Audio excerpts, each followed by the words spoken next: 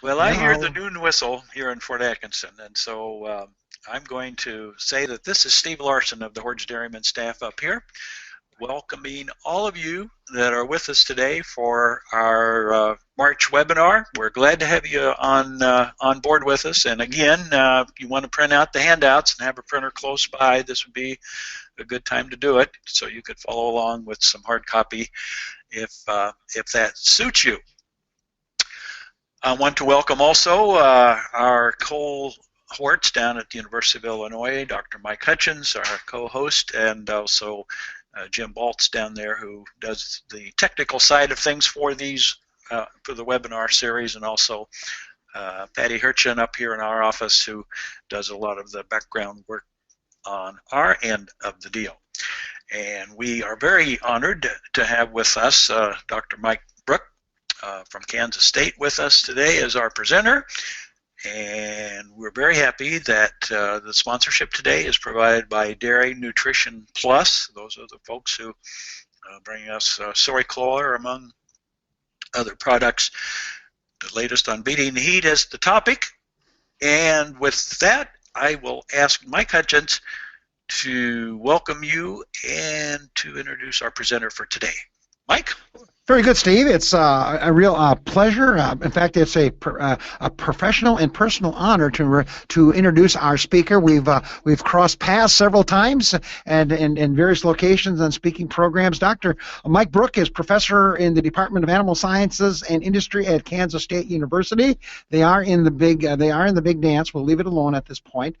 Mike grew up on a crop farm in central Missouri, receiving his bachelor's degree in agronomy and dairy science at the University of Missouri.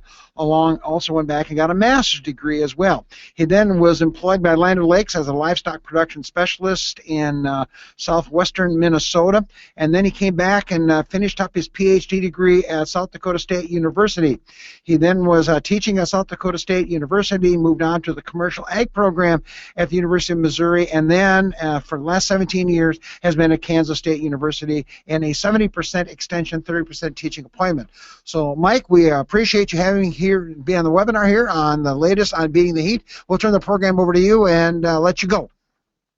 Well, thank you, Dr. Hutchins. It's also an honor to have this opportunity, and I hope the information we present today, the folks listening find helpful. And as we think about the latest on beating the heat, what I'm going to try to do today is talk about some of the principles, I guess, that we've put together over the years on this, and some of the new things that are coming along, and maybe give you some pointers as to what you need to be thinking about as we get ready to prepare for summer. And I guess for those listening, I'd really encourage you that summer is really just around the corner. If you have supplies and things that you need to order in terms of repairs and maybe new cooling systems you want to install on your farm, it is really high time to be doing that. And as we start thinking about this issue is, what's the true cost? And as I visit with dairy producers all the time, we look at those things that might contribute to trying to identify what is the true cost. And one of the things I do, this is 150-day milk from 2014 in the purple line and 2013 in the blue line, and this is actually from our K-State dairy. Very productive dairy that we have here at K-State, just a few pounds shy of a 32,000-pound rolling herd average. We've got some issues with our old facility in terms of what we can do to provide for heat abatement, and it costs us every summer. And it actually cost us very dearly if you look at these drops that we see. I mean, it's 10 to 15 pounds of milk, and really the issue is how long does it last? Last in 2014, we bottomed out actually in October. 2013, we bottomed out in August. But it takes a long time. We're back into December before we climb back out of that dip. So, just want to encourage you. There's a lot of money on the table here. We're going to talk about some different things that we might be able to do to get some of that money back. And if you're not doing anything currently, I would really encourage it's time to get started now.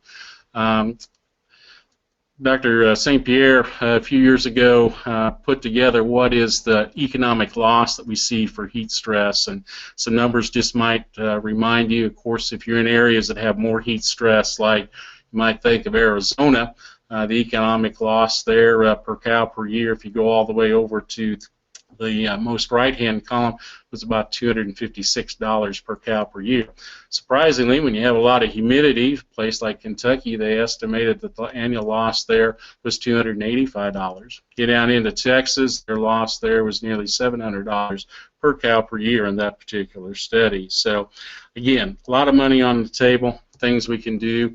It's going to help reduce some of that losses. And I think when you think about what's going on in our milk market as we head towards summer, being able to ship as many pounds of milk as you can this summer, I think would be important. So there are a lot of costs that we sometimes don't think about in terms of heat stress. Yes, we do have a decrease in milk production, but how about the increase in days open? How about decreased immune function? Maybe you have more problems with mastitis, decreased fertility in your herd. Talk about that a little bit more here in a second. And I think we do see a lot of increased culling, and some of that culling we don't realize. You know, a lot of times we don't get animals pregnant over summer. We get real aggressive in breeding maybe a little bit too early in the fall. Now we have them calving the next time in the summer, and we really put those animals at a disadvantage when we do that. So if you look at some of the data that's been collected, this is actually from Israel. They looked at first service conception rates and then conception rates for all services, a group of cows that was cooled, that's in the yellow line, and the non-cooled cows. And you can see those animals that were cooled, those were animals that their body temperature did not get above 102.2. Non-cooled cows would be defined as cows that had a body temperature of 103.1 or higher for a significant number of hours during each day. You can see dramatic differences in first service conception rates as well as conception rates for all services on these particular animals. They looked at pregnancy rates through the first 90 days, 120 and 150 days in milk. And again, the cooled cows had a huge advantage over non-cooled cows. So we don't know maybe a whole lot about how we might get around this reduction in preg rate other than simply cooling cows. So huge advantage here. Sometimes we don't think about it, and as we go throughout this presentation, I hope you keep that in mind. As we look at about the factors that affect heat stress and things we need to be concerned about, things like heat input, and a lot of times we think about the metabolic heat the cow produces. Obviously, higher producing cows are going to have higher rates than lower producing cows. Just the ambient temperature that we have. Solar radiation, we'll talk a little bit about that. That's a significant, can be a significant heat input depending on our housing situation. So heat exchange, we're going to talk a little bit about the different methods that we can use, and then talk about how we might use water evaporation and airflow to make some differences there. And you know, our whole goal here as we go down this discussion is how can we increase the productivity of our animals. And you know, when rectal temperatures start to rise, in this case, you know, we get greater than 102.9, respiration rates are going to probably be greater than 70 breaths per minute. Dry matter intake at that point is going to go down. Some studies would indicate maybe a 10% reduction, and milk production might be in that 12 to 15%. So significant decrease in productivity on our herds. So as we think about how the cow exchanges heat, I think it's important to take that into consideration. She really has about 4 different methods that she can exchange heat with the environment, starting over there at her head, evaporation, and that could come from panting, or it could be she does have some sweat glands on her body, so she does sweat just a little bit. That water will evaporate and remove heat from that animal. Conduction, down at the bottom below her foot there, we think about that when she lays down, and that's the reason why cows seek a wet area if they're heat stressed, and they'll actually seek water as well. Just increases the heat exchange that they can have as opposed to just standing. Convection, or just the movement up at the top of the withers there is just the movement of air across her body and the cooling that creates, just the exchange between her body and the air that's moving across her. And then finally, radiation in the red there, you see that in the wintertime as you see heat waves come off the cow. In the summertime, we're more concerned about the heat input that we might get from the sun. So some important heat relationships I think you need to keep in mind as we go through this discussion is that the cow produces a lot of heat. So essentially somewhere between 4,500 and 5,500 BTUs per hour, or about 1,600 watt lamps burning. And those would be incandescent lamps. So a lot of heat if you think about being in a maybe a small area with 16 lamps on. It'd get pretty warm if we do that. And then we think about heat exchange. One of the issues there is that if we have lack of exchange, we have an increase in heat storage. That increased heat storage is going to increase body temperatures. That's the reason why their body temperature does rise when they're heat stressed. Now, one of the things that we can look at is the use of water and increase in evaporation. Basically, it takes about 1,000 BTUs to evaporate 1 pound of water. So if you think about that, if you could evaporate about 4 pounds of water per hour off the back of a cow, which would be a little less than a half gallon, you might be able to take care of most of the heat that she's actually producing, assuming that we've taken care of solar radiation. This is some data that was collected over at the University of Missouri years ago, and this is without cooling treatments applied. This is just naturally they put cows into environmental chambers, and they measured how the animal lost basically heat. The non-evaporative conductive radiation there in the yellow, that's important, you know, when we're down probably below 60 degrees Fahrenheit. We start going above that, we got to be thinking about how the cow's going to lose heat. Naturally, she loses most of the heat through evaporative cooling of the outer body surface. Again, that would be primarily through her sweating, and then also evaporative cooling through the respiratory tract. So if you put this red bar in here at a point where we would expect animals to start to maybe encounter some heat stress, probably maybe 68 degrees Fahrenheit, depends on the humidity and those sorts of things, but somewhere in that neighborhood. You can see as we focus on trying to cool a cow, we need to think about how she's actually able to exchange heat.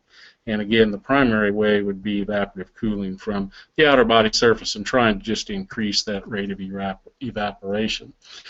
This chart, we can see the effect of increased body temperature and respiration. These two are tied together very closely, very tight correlation here. So as animals, as their body temperature starts to rise, one of their responses is just try to breathe harder, try to circulate more air into the lungs that's of lower humidity, force humidity in there, evaporate that, take the heat away with that evaporation of water. And that's what the animal does naturally. Now, it's not hugely effective, you know, when we look at higher temperatures, you know, up 85, 90 degrees Fahrenheit, you know, total heat lost through panting is only going to be probably about 25% of the total. So it's important, but a bit limited. We probably need to look at another way of doing this. So most of you are familiar with the temperature and humidity index. It basically tries to estimate the cow cooling requirements and help us understand maybe the relationship between temperature and humidity, what kind of stress that might cause. Some of the original equations used to develop that were actually based on animals that only produced 34 kilograms of, or excuse me, 34 pounds of milk per cow per day, and the threshold determined then was about 72. If we look at where we're at today, some more recent data from Arizona, looking at animals that were producing at least 77 pounds milk a day, they found that, you know, the threshold for THI was about 68 degrees, or excuse me, 68 units of THI.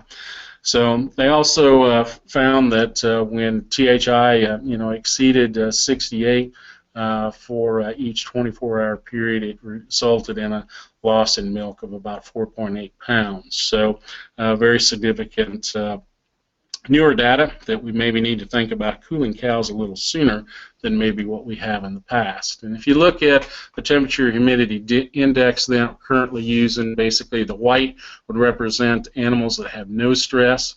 The yellow here, lighter yellow, would be just kind of right on the edge. We're probably experiencing just a little bit of stress, not a lot, but we're right on the edge of that. A little darker yellow is a moderate stress level based on temperature and relative humidity. And we get into this red, that's where we get moderate to severe stress. And again, as we head toward the summer months, we are going to see that.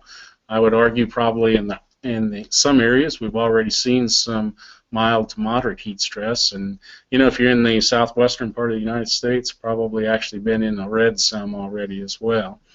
You get into the purple, that's a severe heat stress, so animals are really suffering, losing a lot of milk there. And then the white is really where we want to stay out of. That's actually where animals will die.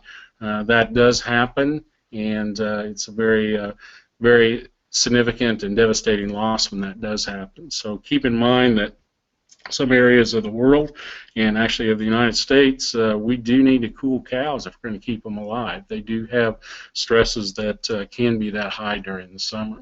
So we're to our first poll. Well, very good. Here polling is now open, and let's give Mike a break here. It reads, what major heat stress factors are not considered THI factors? This is multiple choice, so Steve, get ready. You can pick more than one here. And the choices are wind and airspeed, precipitation, solar radiation, duration, and intensity. So what do you think, Steve? Have you... I think wind, solar isn't in there, duration, it's like one point in time, and intensity. So I think only precipitation, if that's humidity, is included. But that's how I look at it, Mike. You picked 4 out of 5. You must be a Democrat. You're voting often and voting early here. Holy smoke! I'm going to have to fill out a lot of tournament brackets. See, I just can't make up my mind. So Jim, people can vote more than once on this, or can only vote once? They can pick as many. So so Steve, you could pick all 4 of them, I guess, and vote that way. But I guess we. Well, it depends on whether precipitation is humidity. Oh yeah, our people are really struggling here. I tell you, it's slow going. That, or they must have heard that the Donald was in Illinois here a couple times this last weekend. In fact, we made the national news on that. But we'll move on. I think we're going to close this off. We're over a minute and a quarter. Let's go close it off. And Mike, what do you think of your answers you have here? Well, I think it turned out about the way I thought it was going to turn out. So anyway, I think most people recognize the impact of wind or airspeed. About 54% of you selected that, and I think we do a pretty good job usually of recognizing that not being part of THI. And then solar radiation, 44% of you folks chose that, which again, I think that's fairly well recognized.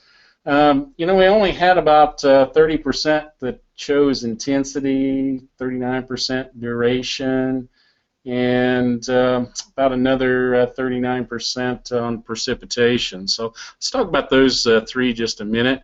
Duration is an important point or factor to consider when we look at heat stress. And as Steve said, THI only is a certain point in time. But as heat stress goes on for days and sometimes weeks and into months, its impact on cattle becomes even greater. And the intensity of that as we get to situations that are even, more stressful and more, really the intensity here would be like the number of hours that you experience it during the day, and then whether or not you have time for nighttime cooling and you have the conditions. If you get into some of the higher elevations, we get into high plains area, for example, a lot of times we can be fairly warm during the daylight hours and afternoon, but then in the evening we cool off because we're at a higher elevation, and that does help reduce that. Now the precipitation thing, why is that in there? Well, if you're dealing with animals that are housed inside, obviously it doesn't really probably have, does not apply. But how about for dry lot animals?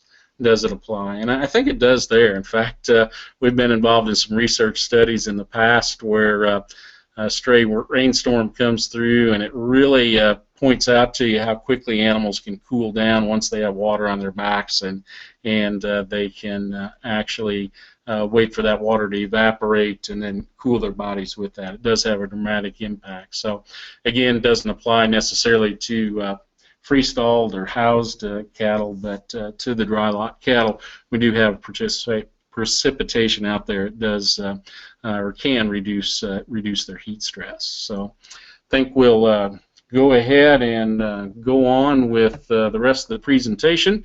And if we look at solar radiation, we'll talk about this a little bit. Some older data from Armstrong and Hillman, about 5,400 BTU per hour. This is on an 84-degree day with 21% relative humidity. THI was only 73, so not a real stressful thing, but solar radiation is significant even if an animal's under shade. And I just want to point out here from this picture, you can see the animal's shadow in this picture.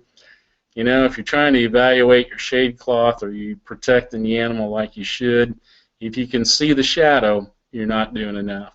So shade cloth comes in lots of different grades or amount of shading, and if we're really going to be effective with it, we need to get something that is going to pretty well protect the animal from most of the solar radiation. So just keep that in mind. When you see the animal's shadow underneath the shade cloth, we probably aren't doing enough. For those of you that might be considering building buildings, again, make sure you think about the direction, the long part of the building. There on the right, we've got the east-west building. On the left, we've got the north-south building. So which one actually protects the animals from the solar radiation or the sunlight? We go north-south orientation, we just don't protect the animals very well.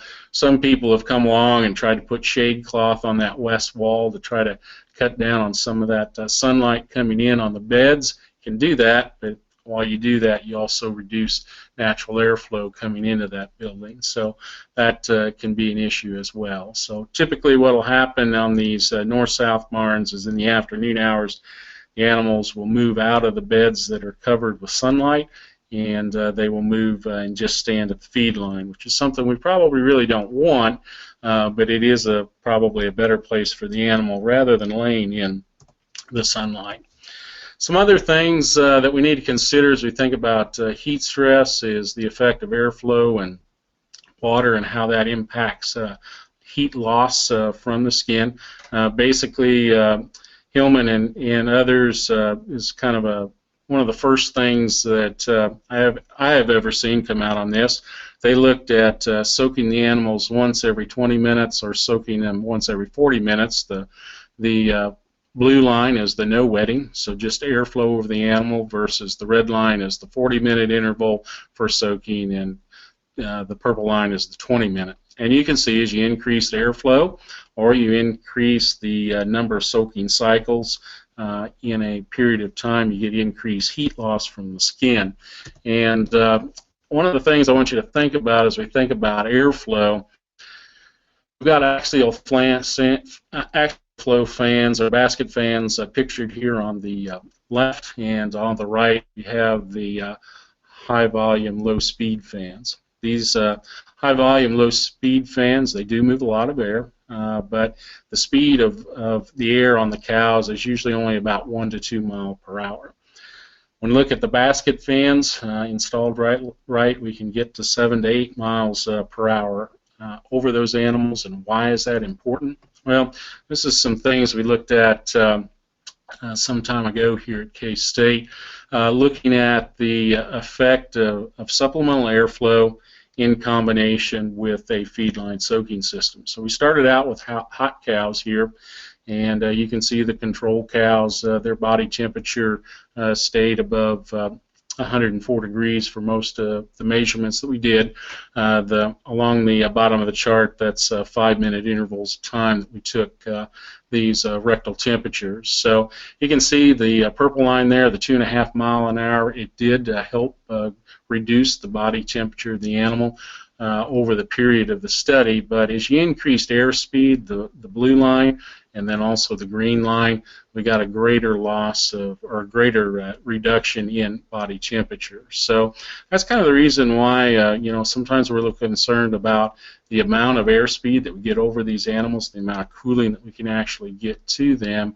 We go to lower speeds, we know that we're giving up some of the ability to reduce the body temperature of those animals. So as you think about the goals, what are your goals? You know, one of the things I think you need to think about, are you cooling the animal, or are you increasing the heat exchange from the animal? So then the second thing I always encourage producers to think about is, are we really trying to prevent stress? In other words, modify the environment. Is that our goal? And which is it? And I think those are important questions that we need to answer. Along with that, I think we need to think about the activities of a cow. She's going to spend about 54% of her time laying down, hopefully. All right, about 5 hours at the feed bunk and about 2.5 to 3.5 hours in the milking parlor. So where is she at during a normal day? What is she doing? And what kind of cooling can we provide to her while she's at those various activities? So we've done a lot of work with the feed line soakers and the fan, trying to increase airflow over the animals, and also get some water on there so we can increase evaporation and cool the animal that way.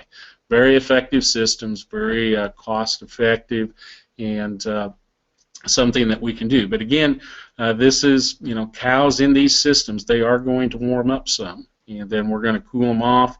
They'll come back to the feed bunk and get cooled later. Again, system works really well over the feed line where we can deal with the excess water. Really difficult to put this over free stalls, obviously, because of getting the beds wet. So I got some things we need to talk about there. Some of the things that really help with these systems, these controllers, very, very durable. I've got some that have been out on farms for 15 years now without any problems. So allows us to ramp up as the temperature gets a little bit warmer, and also allows us to control at least 4 solenoids at any one time. So we can, you know, in a 4-row typical freestall barn, one of these controllers can control all 4 pins in that barn. Another critical part of this whole system is the nozzle setup on the line. We went to Commercial Ag Spraying Company, and again, if you take this diagram into any commercial spraying company, might have a different name for some of this stuff. They can get you these supplies. And critical thing here is the check valve, the nozzle body and check valve part there on the right-hand side of the screen, making sure that when these systems shut off in between soaking cycles, we don't drain the line. And that's one of the big issues with water utilization, as well as the efficiency of the system. And maintaining these things, as long as we can keep the water, put a filter on the line, keep debris out of the water, these systems seem to work very well with actually fairly low maintenance on them. How effective is it? Again, we've shared this many times. The red lines represent animals that had no cooling in the solid, or animals that just had fan cooling in the red line that's dotted up there on the top. So, you know, blowing hot air over hot cows doesn't really cool cows. The orange lines represent animals that were soaked once every 15 minutes, just a 30-second soaking cycle, and then off for a minute or 14.5 minutes before the next cycle. And you can see you increase heat loss, and if you combine that with the fan, you greatly increase heat loss. Green lines represent a soaking cycle every 10 minutes, with or without the fan. The hash line is with the fan, the 10-F. And then finally, the blue lines represent soaking the animals once every 5 minutes. Again, the same 30-second soaking cycle, same amount of water delivered, just delivered every 5 minutes rather than every 10 or every 15 minutes. And again, you can see adding supplemental airflow along with that greatly increases the reduction in body temperature that we see. So it's important that we use a combination of soaking followed by fan, and then we go in cycles to efficiently use that water. So some of the challenges that we've run into with these systems is, number one, water demand and utilization. So I spent a lot of time dealing with farmers trying to work out pressure and supply. One of the issues for some of our folks is that, you know, in reality, probably only about 25% of this water is going to land on the cow. The rest of it's going to go on to the floor. And that ends up in your lagoons and can cause an issue for you. So as you think about feed line utilization, you know, how many hours of the day does she actually spend out eating? Only about 5, and that's only about 12.5% of her total day. So I think one of the things that we need to think about in the future is, how do we design systems so that we can better utilize that time when she's actually at the feed line? And then how about this time that she's actually laying in the stall? 54%. I showed you a slide earlier that blowing hot air over hot cows doesn't really do much to reduce her body temperature. And yet that's what we do in a lot of our barns today. So I want to share a few things you might want to think about that. So as far as trying to time things, if you're on a real set milking schedule, one of the things you can do is, you know, there's any number of these basically timers that you can put on to shut the system on and off. And you can have one of these timers for each pen to basically turn it on when you know cows are going to be at the feed bunk. So that would be right after milking, maybe when you do feed push-ups, but you could establish some cooling times during the day, probably periods of an hour and a half or so each time you bring the system on, shut it off for a while, and wait and come on maybe 4 hours later, and maybe they will return then to the bunk. It also allows us to shut the system off when the cows are actually at the milking parlor. So again, if you have a real good routine on your farm, let's say you're milking 3X and your cows are spending 2.5 hours a day in the holding pen and milking parlor, or maybe close to 3. Well, right there, if you just shut it off during that time, that might save you as much as 25% of your total water usage for the day. So important to, excuse me, up to 12.5% of your total water usage. So it can be very handy. Some other things we're working with are basically sensing systems that detect whether or not a cow is present at the bunk, and then turn the systems on when that is the case. And again, if you have to divide your soaker line up into several different sections, multiple solenoids, you can see there might be a little bit of a maintenance issue with this, but those systems are out there that we could do that. So basically the goal is basically improved water utilization, actually less water in your lagoon. I think there are probably ways that we, if we really tightly manage this on our farms, we can probably reduce water demand in these feedline soaking systems by about 50%. So let's talk about the airflow for here a minute real quickly. We've done a lot of work. Do you put airflow over the feed line, or do you put airflow over the stalls? Or do you need to do both? And our studies have consistently shown that we really need airflow over the feed line as well as over the freestall area to get maximum cooling on these animals. So one of the issues we have is the placement of the fan. So this happens to be a holding pen, but the same deal here is look at the distance between the fan and the cow. So if we have 3-foot fans mounted up here on the ceiling, which is what these are, 3-foot fans are going to push air about 30 feet effectively. So what's the distance between the fan and the cow?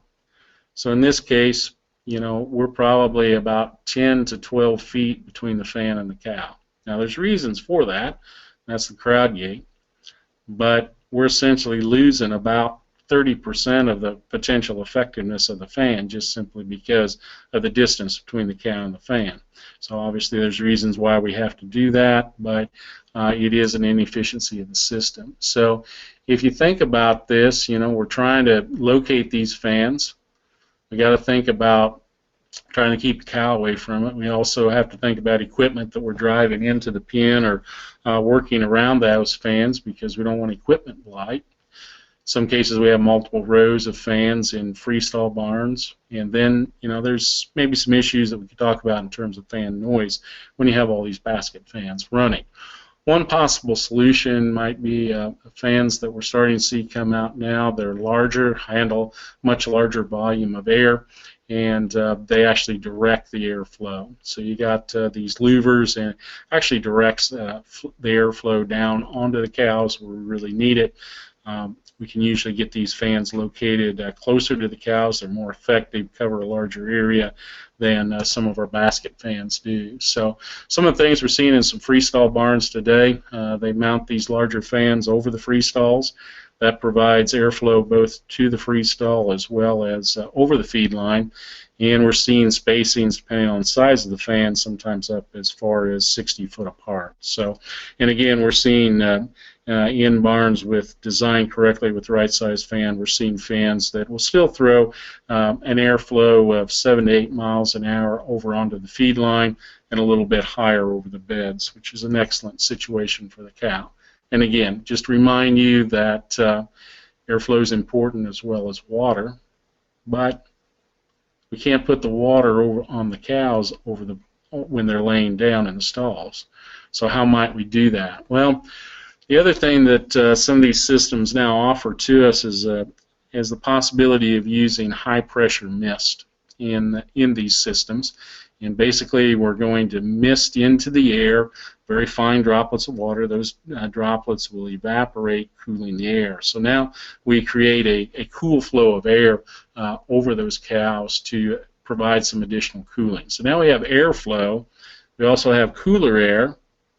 Maybe not as effective as if we could actually put water on her while she laid down, but an opportunity for us to provide some extra cooling and protect her from the environment when we do that. Now, one of the things we have to think about is the effect of relative humidity when we start evaporating water and trying to cool the air.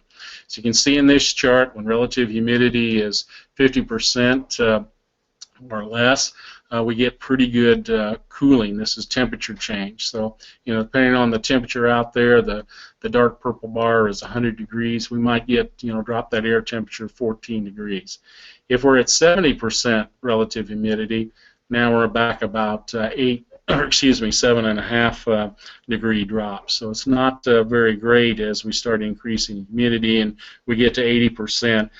We have very little potential to actually reduce air temperature because we're trying to add water to the air. It just won't evaporate naturally in those situations. So some things that you might want to think about is what is your afternoon relative humidities in your area. If they're lower, and a lot of times they are, if we get into that 20 and 30% relative humidity, our ability to change THI increases greatly. Okay, we can get large differentials, and again, in arid areas, we have used this technology for a long time.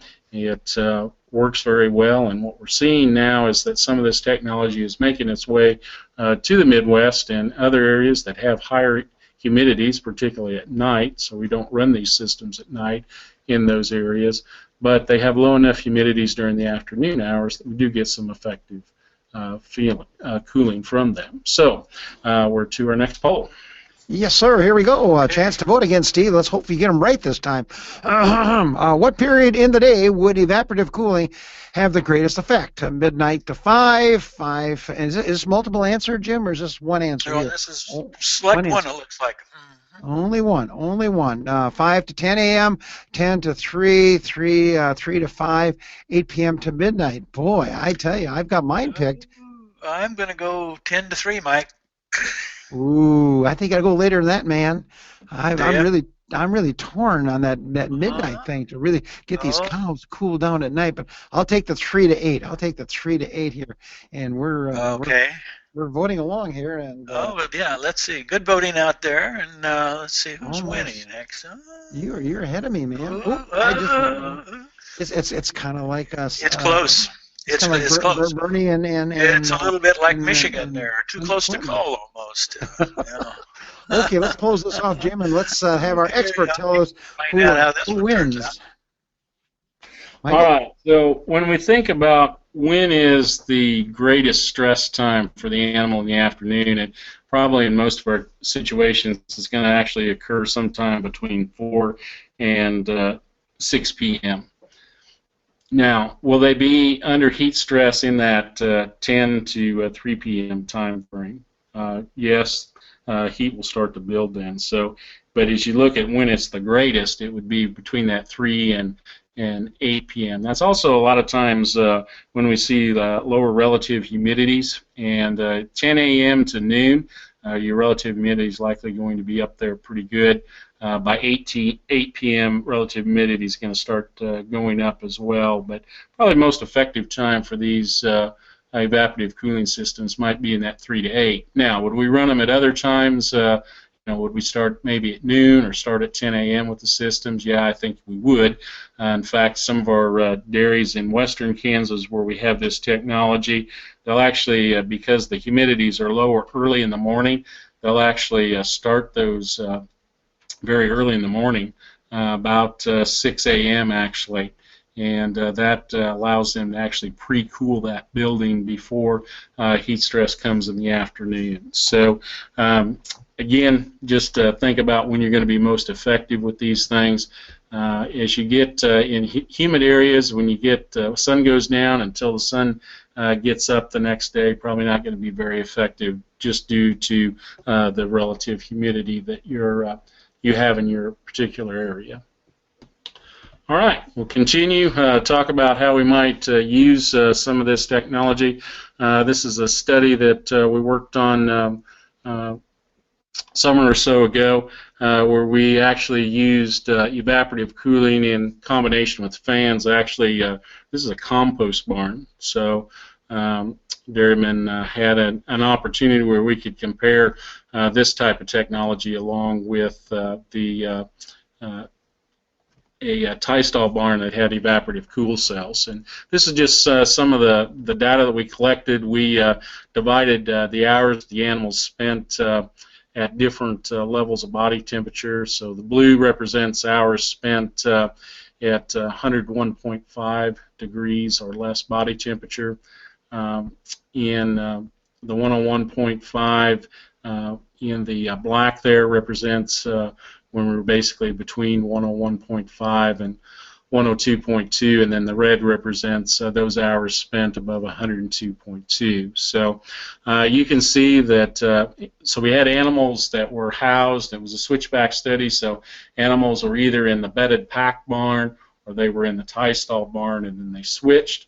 So in the tie stall barn, like if you compare fan to fan on your chart, that's the number of hours that the animal was in that category when that fan treatment only was going on the bedded pack. So for example, in our chart, just following the red numbers there, on the bedded pack barn, when only the fan was running, animals spent about 14.6 hours per day with a body temperature above 102.2. If those same animals over in the tie stall barn or their other representative group were 30.3, so much higher.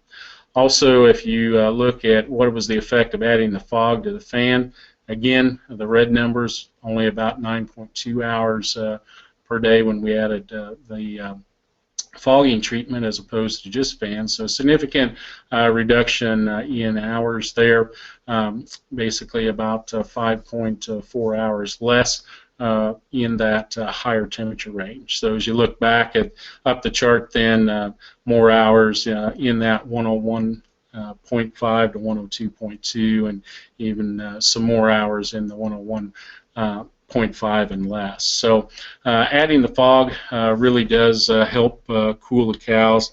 And again, the fog treatments here ran just during the daylight hours from about 11 a.m. until about 9 o'clock at night. So evaporative cooling pads then, again, just to remind everybody, we're just taking warm air through cellulose pad, getting cool air through it, and you have channels for water and channels for air in these pads. They don't last forever, obviously, but it is something we're seeing on more and more farms. One of the interesting things we've done here at K-State with this in terms of trying to help some dry cows, a lot of times we have dry cows housed basically on a bedded pack, and again, using water soaker lines doesn't work very well, so we actually put the evaporative pad on a lean-to shed that we built onto the side of the barn, then fans to then blow that cool air over the animals. So this is kind of what the barn looked like before we started, and this is the project completed. A few professors down there in the center trying to figure out how to get this put together, and one of those things we got put together, and this is what happens. So this is air temperature, or actually THI, when you have the evaporative pad actually on in the blue line. So significant reduction in the air temperature when we do that. And what effect does it have on the evaporative or the vaginal temperatures of close-up cows? So again, the red line is when the pads were off, no evaporative cooling, and the blue lines represent when the pads were on. Again, the pads were turned on about 8 in the morning, and then ran till about 10 at night when they shut down. So again, a good way to reduce some of the body temperatures that we sometimes see on dry cows. For some of you that might be wondering, is it really worth cooling dry cows? I just encourage you to take a look at this data, and I think it's pretty convincing. Cooling dry cows is worth a lot of milk. And we need to pay more attention to that with some of the systems we have. Another study that looked at it through 40 weeks in cooling or in lactation, and the open circles would represent the non-cooled animals, and the black squares would represent those animals that were cooled. So significant increase in milk production when we cool those dry cows. And even if we start cooling animals after they calve, that doesn't make up for it, because in this particular study they were cooled or not cooled as dry cows, and then once they calved, all the animals were cooled. So again, it's important to cool those dry cows. Some of the things I think you're going to see in the future as we move down this, I think we're going to see an increase in the use of evaporative cooling. And again, we're going to see that in environments that we probably didn't think about that, using that before.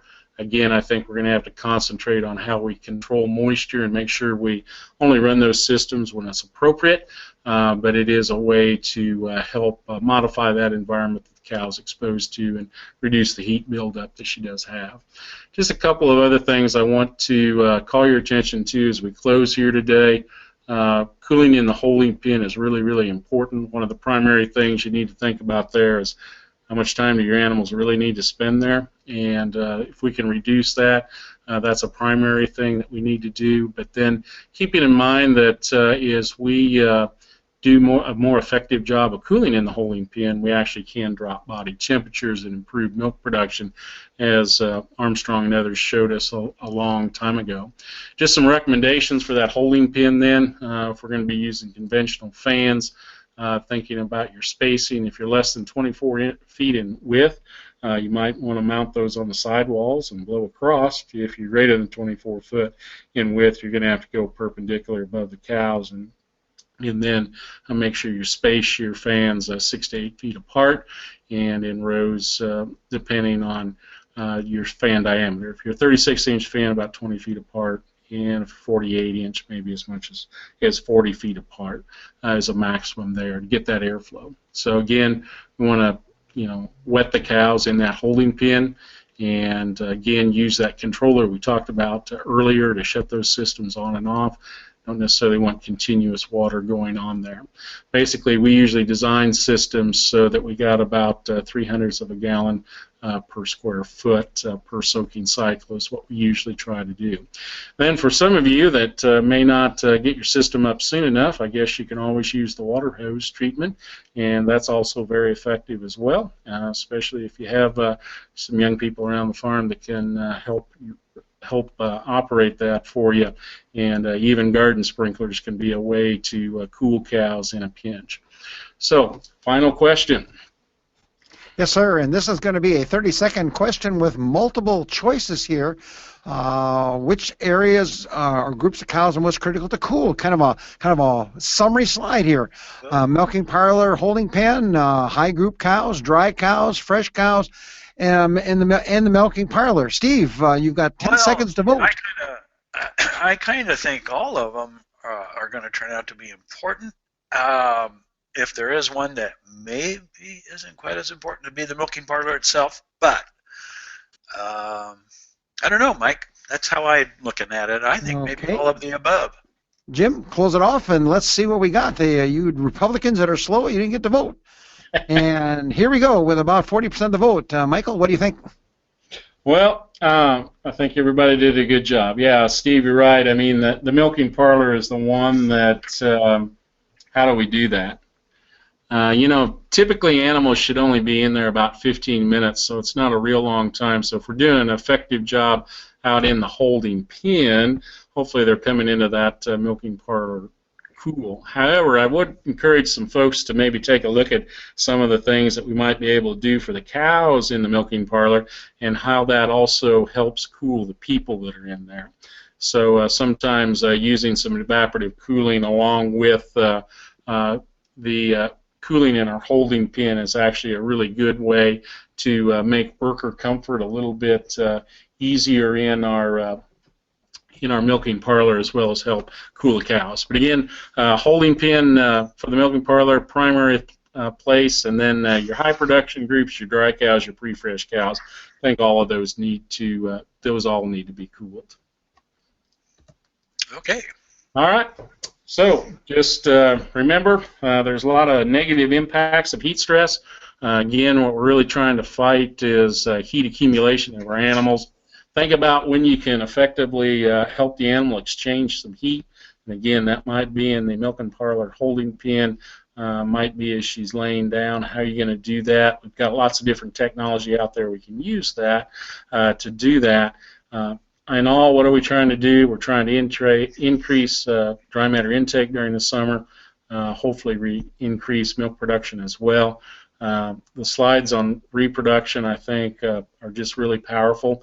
And overall, if we can improve breeding and milk production during the summer, hopefully we should be able to improve the profit on our dairy farms. Okay.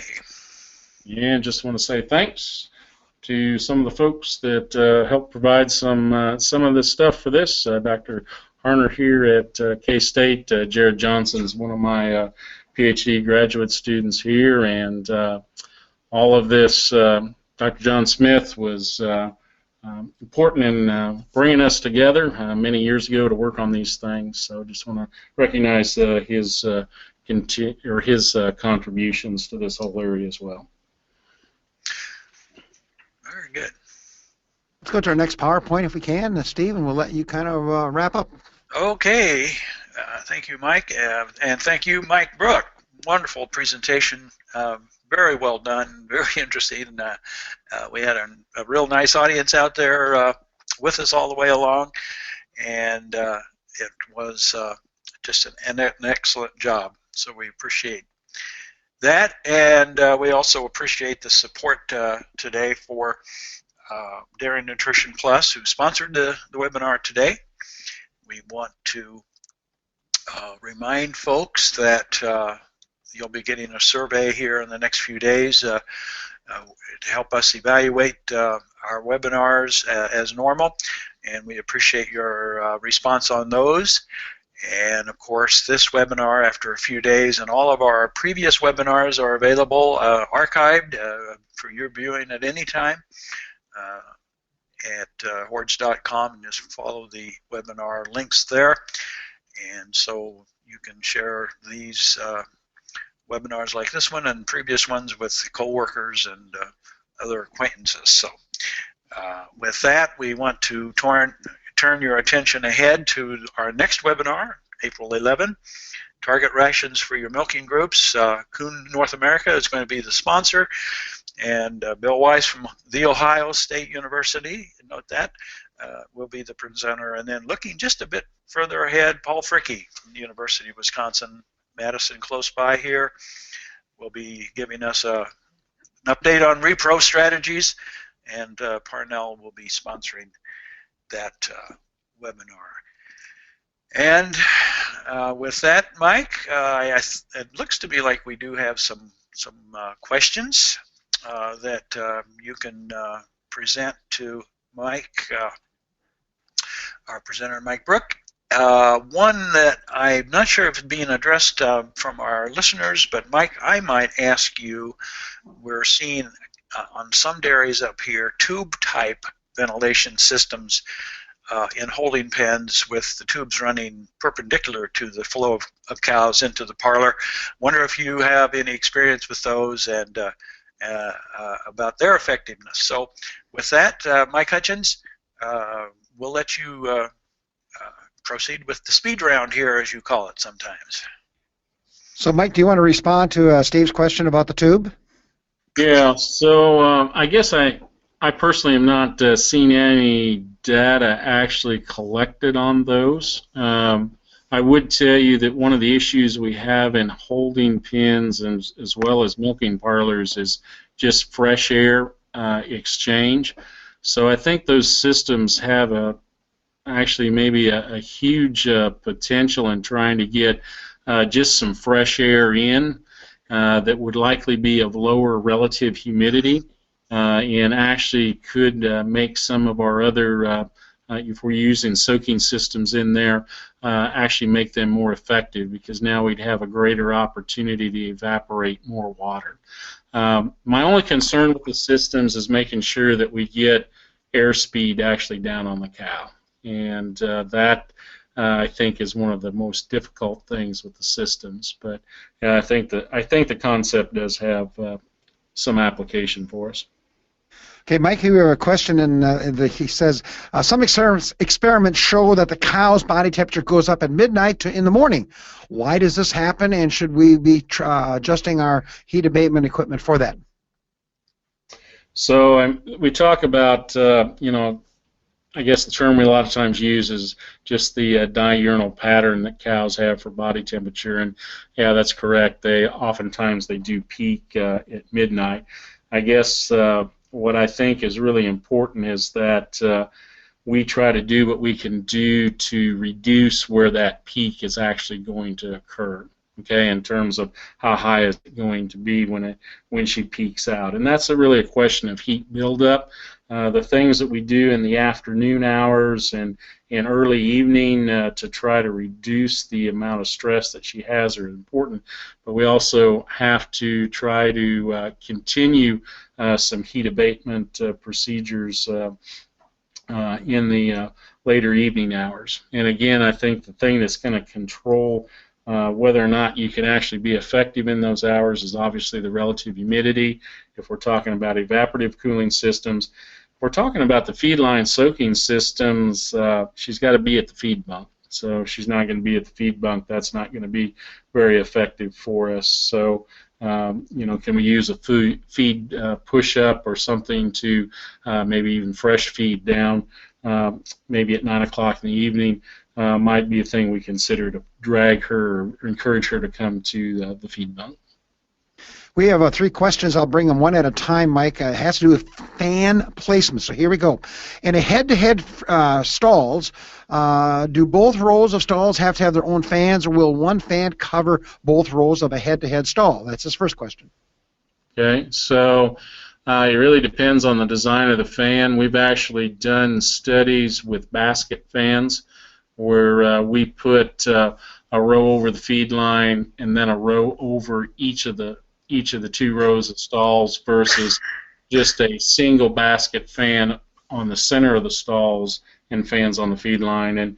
And that particular study, there was no advantage to having the double row over the stalls. Now, we've got fan. The issue with a single basket fan on the center of the head-to-head stall is you get real good coverage of the animal's head and neck and maybe shoulders, but you don't really get very good coverage or airflow over the rest of her body. So some of our fans that are coming out today that they're a little bit larger in diameter, and then they also have the louvers on them actually direct that airflow so it covers more of the stall than what we've done in the past. And those mounted over the center of the stall would provide adequate flow to both stalls. A related question, same questionnaire, and that is, what if it's a 3-roll pan versus a 2-roll pan? Would you change your answer you just gave? Well, again, it's going to depend on fan design. If we're talking about standard basket fans, and let's say we're in a high-producing herd, or we're in a herd that is in an area where we have quite a bit of heat stress, and when I'm thinking, probably maybe Iowa South, actually, when I think about that. Then I would probably put fans over that outside row of stalls as well as the head-to-head. So I assume that answers his last question. That is, what about the adjacent to the outside wall? Do I need to put a fan if there's a row of cow adjacent to an outside wall? I assume that means it's an open area. Yeah, I probably would. What I would look at there actually, Mike, is stall usage. See what animals are doing. A lot of times, if animals, if there's more heat stress there than there is in the other stalls in the barn, those will be the less preferred stalls. So kind of might want to watch how animals fill stalls, and adding some extra fans may help with that. Maybe an easy question for you, Mike. Is the THI scale specific for Holsteins, or is it universal for all dairy breeds, including Scandinavians, for example? So it was developed, all those research studies, at least the more recent ones done in Arizona, I believe they used all Holstein cows in that. I don't know, based on the energetics and stuff that have been done in Beltsville in the past and looking at different breeds and those sorts of things, I don't anticipate there's a lot of difference. But I don't know that anybody's looked at that specifically, Mike. Okay. We noticed your comment on, in one of your studies, vaginal temps. Should farmers be measuring temperature on cows either by the ear or vaginally to decide, in fact, if their cows are really under heat stress? Should they be we're seeing some technology come out that actually measures ear temperature. And that can be correlated with vaginal temperature or body temperature. One of the challenges with that is, as long as you're in a housing situation where the animal's protected from solar radiation, that ear temperature is probably fairly accurate. If we get out into solar radiation, there may be some issues there. I guess on a lot of our farms, if we're going through animals and we're checking, let's say we're doing fresh checks early in the morning, I would probably take a few rectal temperatures on some healthy cows. Basically, if we find cows early in the morning that are healthy, not sick, and they have elevated body temperatures, that's an indication to us that we didn't get them cooled off overnight, and they're just going to build more heat during the day. So, a lot of times we have animals locked up in the morning for breeding purposes, other things. Not a bad idea to, take a few rectal temperatures just to see where you're at with your herd. Any comments on using conductive cooling by running cold water, well water, beneath the free stalls? Yeah, so there's been a little work done in Arizona, and they've actually, some of that work was actually done outside of this country, looking at that type of a system. And the Arizona work has shown that you can reduce body temperature by doing that. Okay. The issue that I see with that is it's fairly limited cooling. Yes, it can be effective. It's fairly limited, I think, in scope. And then the problem is just the maintenance of the equipment. and keeping those lines buried to the right, because if you bury them too deep, then it's not going to be effective, and too shallow, obviously, there can be equipment failure. So, yeah, it's a technique that's out there we could use. Probably not where I would start, though. We have two more questions we'll let you answer, and then we'll cut it off. In a cross-vented barn, would you put in cooling cells or line soakers? In a cross-ventilated barn, which system would you do, or would you put them both in? Well, actually, we've put together a lot of systems where we put together both. The reason we do that is there may be, and again, it depends on where it's built. If we're building in a higher humidity area, we will probably actually put in both. Use the evaporative pads when we can take advantage of that, and when we can't, feed line soakers. Or in some cases, we get into real stressful situations, we may need to do both to try to keep those cows as cool as possible. So we've done this in Thailand, actually. Well, that was in a tunnel vent barn, but evaporative pads and then feed line soakers. Very high humidity environment, and the evaporative pads worked really well during the day, but you just needed more to overcome the heat stress the animals were being exposed to than what you could do with evaporative cooling pads. Our last question comes actually from Dubai, in which in July and August they reached temperatures of 122 degrees Fahrenheit, which is 50 Celsius, with 100% humidity. What's most effective, the evaporative cooling or the corral cooler? Are they the same system, Mike? I guess my first question. And what do you think? Well, basically, the corral cooler is a method by which we use evaporative cooling, but if we're actually at 100% relative humidity, that means the air can't hold any more water. So at that point, those systems would not be effective. Okay. So basically, when you get above 80% relative humidity, the air is holding all the water it can hold. So simply trying to add more water, it's just not going to evaporate, so it's not going to cool. The only cooling you would get in that situation is if you had cold water that you were spraying into the air.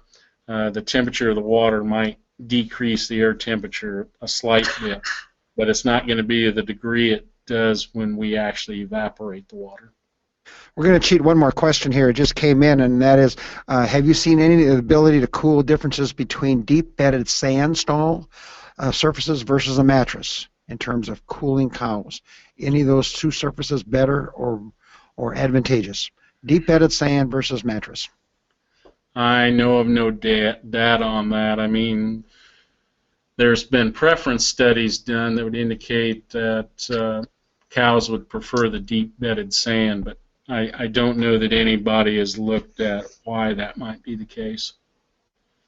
Well, Mike Brouk, you did an outstanding job answering our questions here. Steve, we'll turn it back to you and let you wrap it up.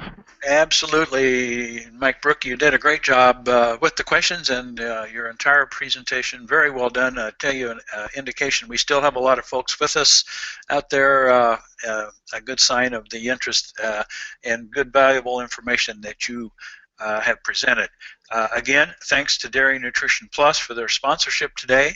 As always, thanks to our partners down at the University of Illinois, Dr. Mike Hutchins and Jim Baltz.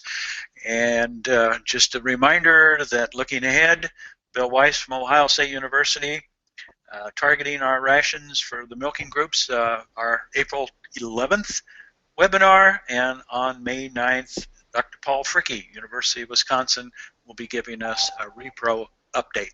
And so that's it for now from Fort Atkinson, Wisconsin. This is Steve Larson signing off.